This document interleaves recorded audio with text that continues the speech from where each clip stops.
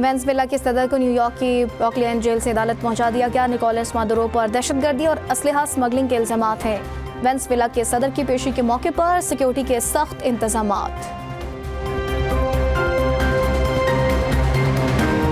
वज़ीर-ए-आज़म शहबाज शरीफ का Bangladeshi high commission का दौरा, नासिर मलमूर से मुलाकात। साबिक वज़ीर-ए-आज़म बेगम खालिदा ज़िया के इंतकाल पर इज़हार ताज़ियत किया। वज़ीर-ए-आज़म ने मरहुमा की बुलंदी दर्जात के लिए फातिह ख़ानी की है।